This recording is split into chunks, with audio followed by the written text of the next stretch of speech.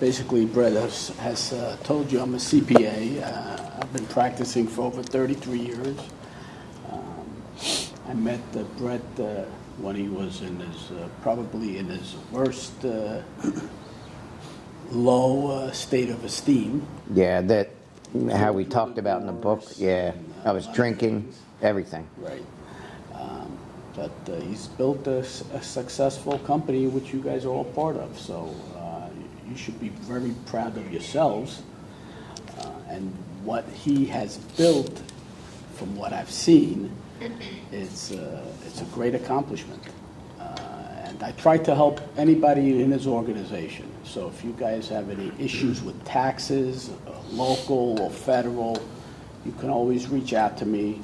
Anybody that works for Brett, I take very good care of. He does. So yeah. I'll throw that offer out to everybody in his organization, and because Brett has said everybody in here is like family to him. If they're family to him, they're family to me. Thanks. It's moving too, man. I'm like getting more and fuzzy. Yeah.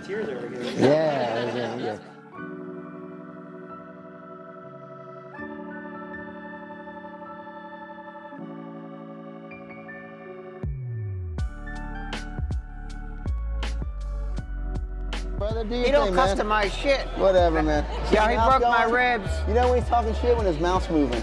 Oh, damn. Yo, he broke my ribs. I just want to, can we get that on the record? We were pummeling, okay? Then he slammed my head down, and then, actually he didn't. I'm just frail. Put this on my face, you know what? Let that be a lesson to him. And it was. Come on, hello. Nice to meet you. Right. Oh, Bianca, yeah. Yes, oh, yeah. Hello, Bianca.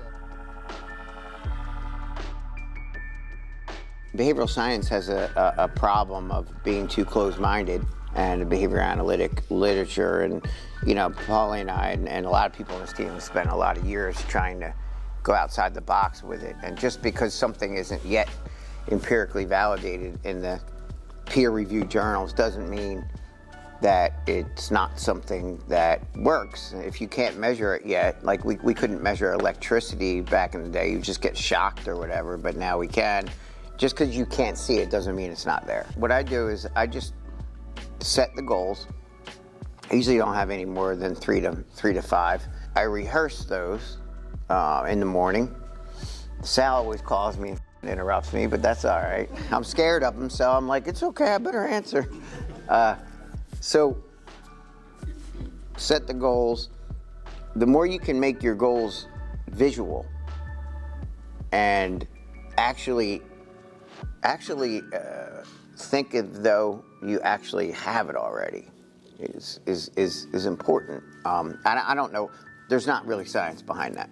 But I just think that the more you can visualize, feel it, envision it, what your goal is, make it measurable, actually see it happening like it already happened. So I wasn't planning on bringing that up, but it made me think where Sal says, yeah, you got to bring down some of these ideas. It's because sometimes I really don't know the difference between the aspirations and goals and reality.